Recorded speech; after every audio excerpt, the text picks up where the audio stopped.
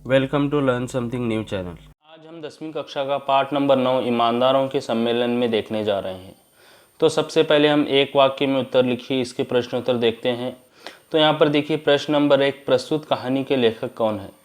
इसका सही उत्तर है प्रस्तुत कहानी जिसकी विधा है निबंध के लेखक हैं हरिशंकर परसाई जी। नंबर 2, लेखक दूसरे दर्जे में क्यों सफ़र करना चाहते थे। इसका सही उत्तर है लेखक पहले दर्जे का किराया लेकर दूसरे दर्जे में सफ़र करके पैसे बचाना चाहते थे।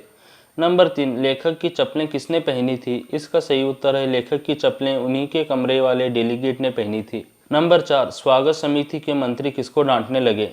इसका सही उत्तर है स्वागत समिति के मंत्री कार्यकर्ताओं को डांटने लगे। नंबर 5, लेखक पहनने के कपड़े कहाँ दबाकर सोए। इसका सही उत्तर है लेखक पहनने के कपड़े सिरहाने दबाकर सोए। नंबर 6, सम्मेलन में लेखक के भाग लेने से किन किन को प्रेरणा मिल सकती थी। इसका सही उत्तर है सम्मेलन में लेखक के भाग लेने से ईमानदारों तथा उदीयमान ईमानदारों को प्रेरणा मिल सकती थी।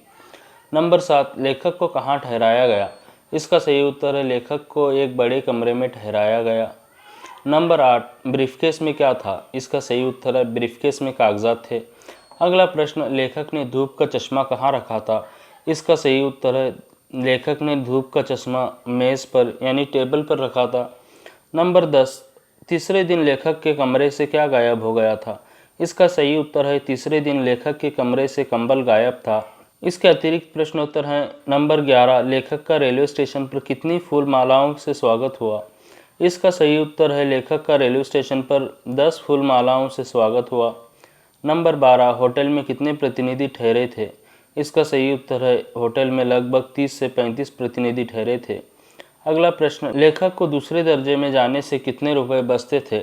इसका सही उत्तर है लेखक को दूसरे दर्जे में जाने से 150 रुपये बचते थे। अगला प्रश्न, लेखक के पास सम्मेलन के अंत में क्या क्या बचा।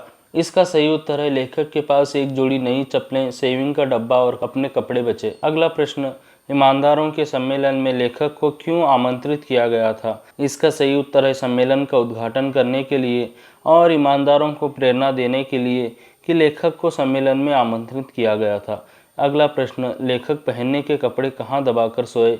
इसका सही उत्तर है लेखक के कमरे से एक के बाद एक चीज़ गायब हो रही थी। लेखक के पास अपने कपड़े ही बचे थे, इसलिए रात को लेखक पहनने के कपड़े सिरहाने दबाकर सोए ताकि वो चोरी न हो जाए। अगला प्रश्न, लेखक को स्टेशन पर माली की याद क्यों आई। इसका सही उत्तर है लेखक को स्टेशन पर माली की याद फूल मालाएं बेचने के लिए आई। अगला प्रश्न, लेखक परसाई जी ने कमरा छोड़कर जाने का निर्णय क्यों लिया। इसका सही उत्तर है लेखक की सभी वस्तुएं चोरी हो गई थी, इसलिए उन्होंने कमरा छोड़कर जाने का निर्णय लिया। अगला प्रश्न, सम्मेलन में भाग लेने के लिए लेखक को क्या व्यवस्था की गई थी। इसका सही उत्तर है सम्मेलन में भाग लेने के लिए लेखक को आने जाने के पहले दर्जे का किराया, आवास तथा भोजन की व्यवस्था की गई थी। अगला प्रश्न, स्टेशन पर फूल मालाएं पहनाने पर लेखक ने क्या सोचा। स्टेशन पर फूल मालाएं पहनाने पर लेखक ने सोचा कि आसपास कोई माली होता तो फूल मालाएं बेच लेता। ये थे एक वाक्य में उत्तर लिखिए। आगे देखिए 2-3 वाक्यों में उत्तर लिखिए। नंबर 1, लेखक को भेजे गए निमंत्रण पत्र में क्या लिखा गया था। इसका सही उत्तर है लेखक को भेजे गए निमंत्रण पत्र में लिखा था, हम लोग इस शहर में एक ईमानदार सम्मेलन कर रहे हैं। आप देश के प्रसिद्ध ईमानदार हैं। हमारी प्रार्थना है कि आप इस सम्मेलन का उद्घाटन करें। हम आपको आने जाने का पहले दर्जे का किराया देंगे तथा आवास, भोजन आदि की उत्तम व्यवस्था करेंगे। आपके आगमन से ईमानदारों तथा उदीयमान ईमानदारों को प्रेरणा मिलेगी। अगला प्रश्न, फूल मालाएं मिलने पर लेखक ने क्या सोचा। इसका सही उत्तर है फूल मालाएं मिलने पर लेखक सोचने लगे कि आसपास कोई माली होता तो फूल मालाएं भी बेच लेता। अगला प्रश्न, लेखक ने मंत्री को क्या समझाया। इसका सही उत्तर है लेखक ने मंत्री को समझाया कि ऐसा हरगिज़ मत करिए। ईमानदारों के सम्मेलन में पुलिस ईमानदारों की तलाशी ले, यह बड़ी अशोभनीय बात होगी। फिर इतने बड़े सम्मेलन में थोड़ी गड़बड़ी होगी ही। अगला प्रश्न, चप्पलों की चोरी होने पर ईमानदार डेलीगेट ने क्या सुझाव दिया। इसका सही उत्तर है चप्पलों की चोरी होने पर ईमानदार डेलीगेट ने कहा कि देखिए, चप्पलें एक जगह नहीं उतारना चाहिए। एक चप्पल यहाँ उतारिए तो दूसरी 10 फीट दूर, तब चप्पलें चोरी नहीं होती। एक ही जगह होगी तो कोई भी पहन लेगा। मैंने ऐसा ही किया था। आगे देखिए, लेखक ने कमरा छोड़कर जाने का निर्णय क्यों लिया। इसका सही उत्तर है लेखक ने कमरा छोड़कर सीधा स्टेशन जाने का निर्णय लिया क्योंकि चीज़ें तो सब चुरा ली गई थी, ताला तक चोरी में चला गया था, अब लेखक ही बचा था। वो सोचता है कि अगर वह रुका तो वह भी चुरा लिया जाएगा। नंबर 6, मुख्य अतिथि की बेईमानी कहाँ दिखाई देती है, अथवा मुख्य अतिथि की बेईमानी कैसे व्यक्त हुई है। इसका सही उत्तर है, मुख्य अतिथि की बेईमानी यहाँ दिखाई देती है कि जहाँ वे सबकी तलाशी करवाना चाहता है और स्वागत समिति के साथ अच्छे होटल में खाना खाना चाहता है। इसके अतिरिक्त प्रश्नोत्तर हैं, लेखक ईमानदारों के सम्मेलन के लिए दूसरे दर्जे में क्यों जाना चाहते थे। इसका सही उत्तर है, लेखक को ईमानदारों के सम्मेलन में जाना था। उस सम्मेलन के आयोजकों ने उन्हें पहले दर्जे का किराया देने की बात कही थी, पर लेखक दूसरे दर्जे में जाना चाहते थे क्योंकि इससे 150 रुपये बचते थे। आगे, ईमानदारों के सम्मेलन में लेखक के कौन कौन से सामान गायब हुए। इसका सही उत्तर है, सम्मेलन के पहले दिन लेखक की चप्पलें और एक चादर गायब हुई, दूसरे दिन 2 और चादरें और चश्मा गायब हुआ, तीसरे दिन ताला और कंबल गायब हुआ। इस तरह एक के बाद एक चीज़ गायब हो रही थी। नंबर 9, संदर्भ के साथ स्पष्ट करो, अब मैं बचा हूँ, अगर रुका तो मैं ही चुरा लिया जाऊँगा। इसका सही उत्तर है, ईमानदारों के सम्मेलन में लेखक जब चप्पलें, चादर, चश्मा तथा ताला और कंबल ही गायब हो गए तब वे नाराज़ होकर बिना स्वागत समिति के साथ भोजन कर जाने लगे। जब मंत्री ने उन्हें रुकने की प्रार्थना की तब वे कहने लगे, अब मैं बचा हूँ, अगर रुका तो मैं ही चुरा लिया जाऊँगा। ये थे 2-3 वाक्यों में उत्तर लिखिए। आगे देखिए 4-6 वाक्यों में उत्तर लिखिए। नंबर 1, लेखक के धूप का चश्मा खो जाने की घटना का वर्णन कीजिए। इसका सही उत्तर है, लेखक दूसरे दिन बैठक में जाने के लिए धूप का चश्मा खोजने लगे तो नहीं मिला। चाय की छुट्टी में एक सज्जन आए, कहने लगे, बड़ी चोरियां होने लगी हैं, देखिए आपका धूप का चश्मा ही चला गया। ये धूप का चश्मा लगाए थे, पहले दिन यह उनके पास नहीं था, वह लेखक का ही चश्मा था। वह लेखक का चश्मा लगाए इत्मीनान से बैठे थे। नंबर 2, मंत्री तथा कार्यकर्ताओं के बीच में क्या वार्तालाप हुआ। इसका सही उत्तर है, मंत्री कार्यकर्ताओं को डांटने लगे, तुम लोग क्या करते हो, तुम्हारी ड्यूटी यहाँ है, तुम्हारे रहते चोरियां हो रही हैं, ये ईमानदारों का सम्मेलन है, बाहर ये चोरी की बात फैली तो कितनी बदनामी होगी। कार्यकर्ता ने कहा, हम क्या करें, अगर सम्मानीय डेलीगेट यहाँ वहाँ जाएं तो क्या हम उन्हें रोक सकते हैं। तब मंत्री ने गुस्से में कहा, मैं पुलिस को बुलाकर यहाँ सबकी तलाशी करवाता हूँ। एक कार्यकर्ता ने कहा, तलाशी किनकी करवाएंगे। आधे के लगभग डेलीगेट तो किराया लेकर दोपहर को ही वापस चले गए। आगे देखिए नंबर 3, सम्मेलन में लेखक को क्या क्या अनुभव हुए, संक्षेप में लिखिए। इसका सही उत्तर है, लेखक ईमानदार सम्मेलन में मुख्य अतिथि के नाते आए थे। स्टेशन पर उनका भव्य स्वागत हुआ। उन्हें एक होटल के बड़े कमरे में ठहराया गया था। पहले पहले उन्हें अपनी नई चप्पलें खोने का अनुभव हुआ। जिस डेलीगेट ने उनकी चप्पलें चुराई थी वही महाशय लेखक को सुझाव देने लगे। कमरे से उनकी चादरें गायब थी, उनका धूप वाला चश्मा गायब हुआ, किसी का ब्रीफकेस चला गया था। लेखक को अंतिम अनुभव यह हुआ कि उसके कमरे का ताला ही चुरा लिया गया। तो ये थे 4-6 वाक्यों में उत्तर लिखिए। आगे देखिए अनुरूपता। तो नंबर 1, पहला दिन चप्पलें गायब हुई तो दूसरे दिन क्या हुआ था।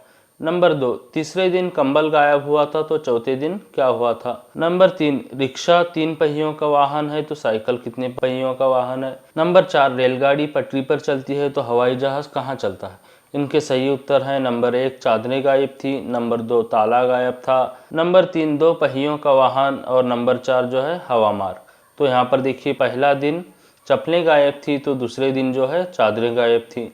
नंबर 2, तीसरे दिन कंबल गायब था तो चौथे दिन ताला गायब था। रिक्शा जो है 3 पहियों का वाहन है तो साइकिल जो है 2 पहियों का वाहन। रेलगाड़ी अगर पटरी पर चलती है तो हवाई जहाज जो है हवा में उड़ता है। आगे देखिए रिक्त स्थान भरिए। हम लोग इस शहर में एक डैश डैश सम्मेलन कर रहे हैं। नंबर 2, मेरी चप्पलें डैश डैश थी। नंबर 3, वह मेरा चश्मा लगाए डैश डैश से बैठे थे। नंबर 4, फिर इतने बड़े सम्मेलन में थोड़ी डैश डैश होगी ही। तो इनके सही उत्तर हैं ईमानदार, गायब, इत्मीनान, गड़बड़ी। तो यहाँ पर देखिए हम लोग इस शहर में एक ईमानदार सम्मेलन कर रहे हैं। नंबर 2, मेरी चप्पलें गायब थी। नंबर 3, वह मेरा चश्मा लगाए इत्मीनान से बैठे थे। नंबर 4, फिर इतने बड़े सम्मेलन में थोड़ी गड़बड़ी होगी ही। आगे देखिए विलोम शब्द लिखिए। नंबर 1, आगमन, नंबर 2, रात, नंबर 3, जवाब, नंबर 4, बेचना, नंबर 5, सज्जन। तो इनके सही उत्तर हैं, नंबर 1, आगमन का निर्गमन, नंबर 2, रात का दिन, नंबर 3 जवाब का सवाल, नंबर 4 बेचना का खरीदना, नंबर 5 सज्जन का दुर्जन। आगे देखिए, बहुवचन रूप लिखिए। नंबर 1 कपड़ा, नंबर 2 चादर, नंबर 3 बात, नंबर 4 डिब्बा, नंबर 5 चीज़। तो इनके सही उत्तर हैं कपड़ा, कपड़े, चादर, चादरें, बात, बातें, डिब्बा, डिब्बे, चीज़, चीज़ें। आगे देखिए, प्रेरणार्थक क्रिया रूप लिखिए। नंबर 1 ठहरना, नंबर 2 धोना, नंबर 3 देखना, नंबर 4 लौटना, नंबर 5 उतरना, नंबर 6 पहनना। तो इनके हमें प्रथम और द्वितीय प्रेरणार्थक क्रिया रूप लिखने हैं।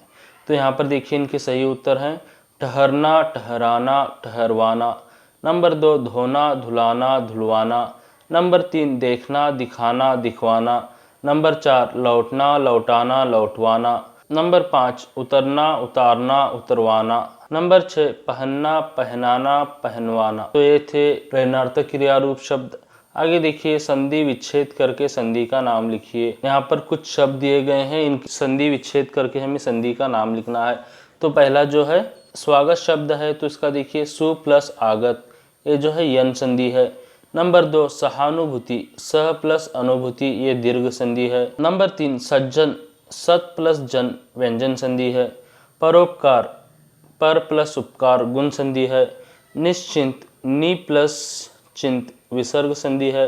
सदैव, सदा प्लस एव, वृद्धि संधि है। तो आगे देखिए, कन्नड़ या अंग्रेजी में अनुवाद कीजिए। तो यहाँ पर देखिए 4 हिंदी में वाक्य दिए गए हैं, हमें उनको कन्नड़ और अंग्रेजी में अनुवाद करना है। तो नंबर 1 हम आपको आने जाने का पहले दर्जे का किराया देंगे। इसका सही उत्तर है we will give you to and from charge of first class. इसका कन्नड़ में सही उत्तर है ನಾವು ನಿಮಗೆ ಬಂದು ಹೋಗುವ ಮೊದಲನೇ दर्जे प्रयाण दर ಕೊಡುತ್ತೇವೆ। अगला देखिए, स्टेशन पर मेरा खूब स्वागत हुआ। इसका सही उत्तर है I had a grand welcome at the station. Kannada में देखिए, ರೈಲ್ವೆ ನಿಲ್ದಾಣದಲ್ಲಿ ನನಗೆ ಅದ್ದೂರಿಯಾದ स्वागत ಮಾಡಲಾಯಿತು। नंबर 3 देखिए, चप्पलें एक जगह नहीं उतारनी चाहिए। इसका सही उत्तर है look footwear should not be removed at one place. Kannada में अनुवाद देखिए, ನೋಡಿ ಚಪ್ಪಲಿಗಳನ್ನು ಒಂದೇ ಜಾಗದಲ್ಲಿ ಬಿಡಬಾರದು। नंबर 4 अब मैं बचा हूँ, अगर रुका तो मैं ही चुरा लिया जाऊँगा। इसका सही उत्तर है now I am only left but if I stayed here I will be rob. Kannada में देखिए, ಈಗ ಉಳಿದಿರುವುದು ನಾನೊಬ್ಬನೇ, ಒಂದು ವೇಳೆ ನಾನು ಇಲ್ಲೇ ಇದ್ದರೆ ನಾನೇ ಕಳುವಾಗಬಹುದು। ये थे कन्नड़ अंग्रेजी में अनुवाद कीजिए। अगला प्रश्न देखिए, ईमान गुण के सामने सही का चिन्ह और बेईमान गुण के सामने गलत का चिन्ह लगाइए। यानी जिन कार्यों को हमें करना है उसे सही का चिन्ह, और जिन कार्यों से हमें रुकना है या बंद करना है उसके आगे गलत का चिन्ह लगाना है। तो यहाँ पर देखिए, नंबर 1 दूसरे लोगों की वस्तुओं को वापस पहुँचाना, इसके आगे सही का चिन्ह। चोरी करना, गलत का चिन्ह। रास्ते में मिली वस्तुओं को पुलिस स्टेशन पहुंचाना, इसके आगे सही का चिन्ह। कामचोरी करना, गलत का चिन्ह। बगल में छुरी, मुंह में राम राम करना, गलत का चिन्ह। झूठ बोलना, गलत का चिन्ह। नेक मार्ग पर चलना, सही का चिन्ह। जानबूझकर गलती करना, गलत का चिन्ह। आगे देखिए, बहाना बनाना, गलत का चिन्ह। सच बोलना, सही का चिन्ह।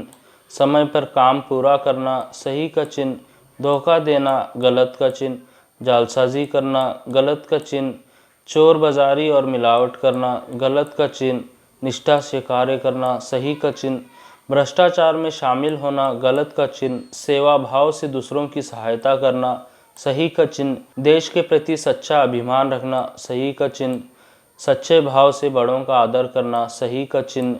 अपने सहपाठियों के साथ भाईचारे का व्यवहार करना, सही का चिन्ह। तो ये थे सही और गलत के पहचान। तो आगे देखिए, यहाँ पर एक प्रश्न दिया गया है, चित्र देखकर कहानी रचिए और उसके लिए एक उचित शीर्षक दीजिए। यहाँ पर आपको 3 पिक्चर दिए गए हैं, तो इसे देख करके आपको एक कहानी बनाना है। तो हमने यहाँ पर बनाई हुई है, तो चलिए उसे देख लेते हैं। इसका शीर्षक होगा ऑटो चालक की ईमानदारी अथवा ईमानदार ऑटो चालक। कब्बनपेट में एक मुरलीधर नामक व्यक्ति है। उसका एक ऑटो है, वो प्रतिदिन ऑटो चलाकर अपना गुजारा करता है। मुरलीधर हमेशा अपने सवारियों से अच्छा बर्ताव करता है, किराए के लिए कभी किसी से वाद विवाद नहीं करता। आज वो मैजेस्टिक से राजाजी नगर जा रहा था। उसके ऑटो में एक पढ़ा लिखा बाबू सवार हुआ। उसके पास 2-3 सामान थे। जब वो राजाजी जब वह राजाजी नगर पहुंचा तो गड़बड़ में 2 सामान लेकर उतर गया और ऑटो चालक को किराया देकर चला गया। जो कि मुरलीधर ऑटो घुमा रहा था तो उसे पता चला कि उस सवारी बाबू ने अपना ब्रीफकेस ऑटो में ही छोड़ दिया है। तुरंत वह पुलिस थाने पहुंचा और ब्रीफकेस देते हुए बोला, राजाजी नगर के एक बाबू ने मेरे ऑटो में यह ब्रीफकेस छोड़ दिया है, कृपया आप इसे उन तक पहुंचा दें। पुलिस अधिकारी ने ऑटो चालक मुरलीधर की ईमानदारी पर प्रसन्नता जाहिर की और उसे कुछ समय वहीं रुकने को कहा। पुलिस विभाग ने संबंधित सवारी बाबू का पता लगाया, उसे पुलिस थाने बुलवाया। वह बेचारा अपने ब्रीफकेस के खो जाने से काफ़ी चिंतित था।